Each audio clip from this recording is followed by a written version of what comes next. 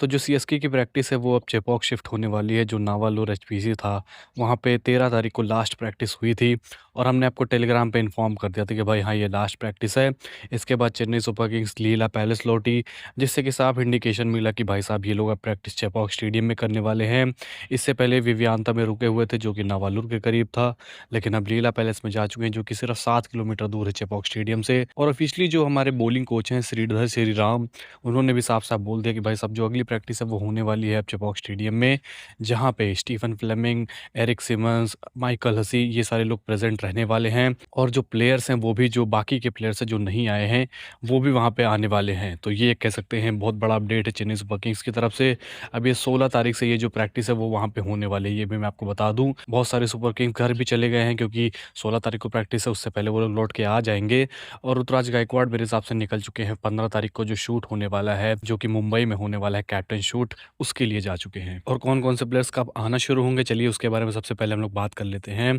तो जहाँ तक मुझे पता है जो ओवरसीज़ प्लेयर्स हैं वो मुझे लगता है 20 तारीख तक आपको आते दिखाई देंगे। 17 से 20 आप मान के चलिए इसी के बीच जो प्लेयर्स हैं वो आना शुरू हो जाएँगे। वहीं पे अगर हम लोग बात करें इंडियन प्लेयर्स की, तो मुझे लगता है संजू सैमसन, शिवम दुबे हो सकता है, मतलब ये कन्फर्म नहीं है।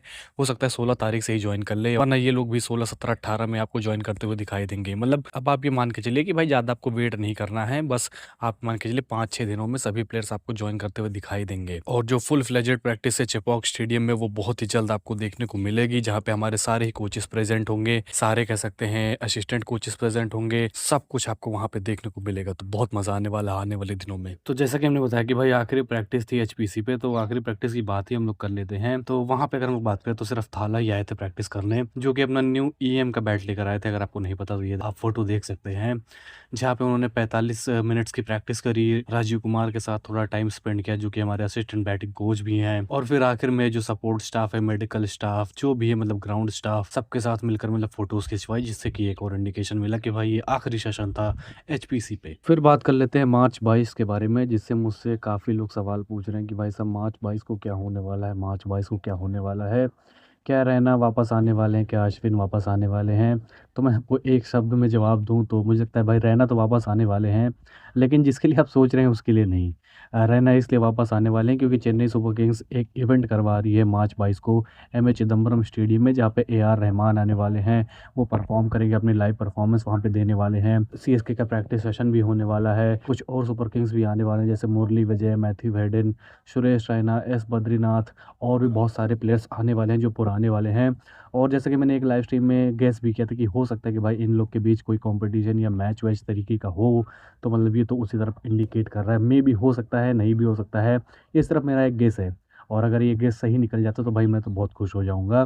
तो यही है मतलब अपडेट कि भाई ये सारे प्लेयर्स आने वाले हैं, सीएसके की प्रैक्टिस सेशन भी होने वाली है और आपको टिकट्स सीएसके ऑफिशियल ऐप पे आपको देखने को मिलेंगी। तो आप वहाँ पे जाके लाइव भी देख सकते हैं अगर आप लोकल के हैं वहाँ पे। तो ये कह सकते हैं बहुत बड़ा, कह सकते हैं चेन्नई सुपर किंग फैंस के लिए प्लस पॉइंट है। तो डेट मार्क कर लीजिए 22 तारीख संडे का दिन, बहुत मज़ा आने वाला है अगर आप चेन्नई सुपर किंग्स के फैंस हैं। अगर लाइव का किसी तरीके से इंतज़ाम हो जाता है तो भाई मज़ा ही आ जाएगा, लेकिन अभी कोई अपडेट्स नहीं है। जैसी अपडेट्स आएँगी हम आपको टेलीग्राम पे अपडेट कर देंगे। और एक चीज़ और, अगर आपको प्रैक्टिस सेशन देखनी है जो आप नहीं देख पाते हैं, क्लिप्स देखनी है धोनी को बैटिंग करते हुए, वीर को बॉलिंग करते हुए, बहुत सारी चीज़ें हैं, तो प्लीज़ जाके कमेंट बॉक्स से आपको लिंक मिल जाएगा, डिस्क्रिप्शन में आपको लिंक मिल जाएगा, कहीं से भी आप ज्वाइन कर सकते हैं हमारे टेलीग्राम। आपको उसके अलावा भी बहुत सारी चीज़ें देखने को मिलेंगी, तो प्लीज़ जाके ज्वाइन करिए। फिर बात कर लेते हैं एसआरएच और काव्या मरान जी के बारे में, जिन्होंने भाई द 100 में जो भी किया वो तो आपने देखा ही, लेकिन इंडिया में भी जो वो कर रहे हैं उसके बारे में थोड़ी सी बात कर लेते हैं। तो चेन्नई सुपर किंग्स आपको याद होगा जो गाने यूज़ करती है वो सन टीवी को मतलब कह सकते हैं वही लोग बनाते हैं, एक हिसाब से अगर आप देखें तो भाई उन्होंने सिविल सूट फायर कर दिया मद्रास हाई कोर्ट में, मतलब इन सब के कह सकते हैं कॉपीराइट्स के लिए कि भाई साहब ये हमारे गाने थे, चेन्नई सुपर किंग्स ने बिना किसी को कह सकते हैं परमिशन के यूज़ कर लिया है, ऐसा कुछ बोल के। और कह रहे हैं कि हमारी मूवी का एलिमेंट भी आपने अपनी वीडियोज़ में कॉपी किया, फिर चाहे वो जेलर हो, जेलर 2 हो, कूली हो, इन सब का मतलब, तो ये लोग उसके लिए पैसे माँग रहे हैं। और इन्होंने ये भी कह सकते हैं, एक कह सकते हैं अपील डाली है कि भाई साहब जो भी कह सकते हैं जर्सी प्रमोशन में चेन्नई सुपर किंग्स में जो भी गाने यूज़ किए हैं इनके सन टीवी के, उससे जितने भी पैसे चेन्नई सुपर किंग्स ने बनाए या फिर जर्सी के सेल से जितने पैसे बनाए हैं उससे, वो भी इनको चाहिए। तो मतलब ये सारी चीज़ों को लेकर इन्होंने मद्रास हाई कोर्ट में सिविल सूट फायर किया है। अब देखते हैं क्या होने वाला है। वैसे तो मेरा कमेंट सेक्शन खाली है, आप जो भी मतलब लिखना चाहते हैं इनके बारे में, गाली नहीं लिखिएगा क्योंकि भाई वो यूट्यूब हाइड कर देता है। कुछ अच्छे-अच्छे शब्द और लिख सकते हैं आप, अगर आपको लिखना हो काफ़ी इमरान और एसआरएच के बारे में, प्लीज़, प्लीज़ मेरा कमेंट सेक्शन आपके लिए खाली है। फिर बात कर लेते हैं कार्तिक शर्मा और उर्विल पटेल के बारे में, क्योंकि जो भी प्रैक्टिस से मुझे इतने दिनों में जो कह सकते हैं समरी मिली इन दोनों प्लेयर्स के बारे में, वो कहीं काफ़ी एनकरेजिंग है चेन्नई सुपर किंग फैंस के लिए। क्योंकि कार्तिक शर्मा की अगर हम लोग बात करें तो उस दिन खबरें निकल के आई थी कि भाई इन्होंने 15-20 छक्के लगभग मारे थे। तो ये सुनकर तो मैं कह सकता हूँ हिल सा गया था, और राजीव कुमार ने भी इनकी काफ़ी तारीफ़ करी है। उन्होंने बताया कि भाई इनके अंदर बहुत ज़्यादा टैलेंट है, अगर एक बार ये ज़ोन में आ जाते तो इनको रोकना काफ़ी मुश्किल होगा। कुछ इस तरीके से उन्होंने डिस्क्राइब किया है कार्तिक शर्मा को। वहीं पे उर्विल पटेल की बात तो मैंने पिछले प्रैक्टिस सेशन वाली वीडियो में करी थी कि भाई 30 छक्के इन्होंने 1 घंटे के स्पैन में मारे थे। तो ये कितना इनसेन है, आप इसका अंदाज़ा लगा सकते हैं कि 1 घंटे में कोई 30 छक्के कैसे मार सकता है। तो कुछ उस तरीके की हिटिंग इन्होंने करी थी। तो भाई इन दोनों की तरफ से काफ़ी पॉजिटिव न्यूज़ निकल के आ रही है। अब इनको फिट करना काफ़ी मुश्किल है, वो तो मतलब सबको पता है, अब देखते हैं क्या होता है। वहीं पे बात करें अगर एमएस धोनी की, तो भाई पी डॉग जो आपको पता होगा, मतलब उनके क्लोज़ सोर्सेज़ से पता चला है कि भाई एक इनसाइडर है उनका, उसने बताया कि भाई एमएस धोनी जो है वो एज़ अ इम्पैक्ट प्लेयर खेलने वाले हैं। अब इसमें कितनी सच्चाई है, कितना झूठ है, वो तो मुझे नहीं पता, लेकिन पी डॉग काफ़ी बार गलत भी हुए हैं, काफ़ी बार सही भी हुए हैं। अब देखते हैं भाई ये किस कैटेगरी में जाता है।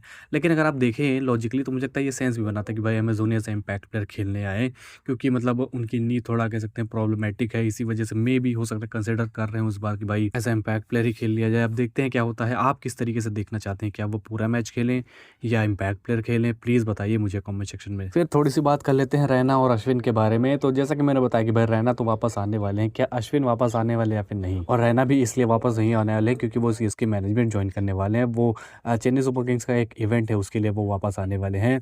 तो जैसा कि मैं महीनों से कहते आ रहा हूँ, अगर आप मेरी वीडियोज़ देख रहे हैं, मैं बार-बार एक ही स्क्रिप्ट रिपीट नहीं करना चाहता, लेकिन चलिए बहुत लोगों का सवाल रहता है कि क्या रैना, अश्विन चेन्नई सुपर किंग्स का मैनेजमेंट जॉइन करने वाले हैं या फिर नहीं? तो मेरा सीधा-सा जवाब है नहीं। जहाँ तक मुझे लगता है इन दोनों में से कोई जॉइन नहीं करने वाला है।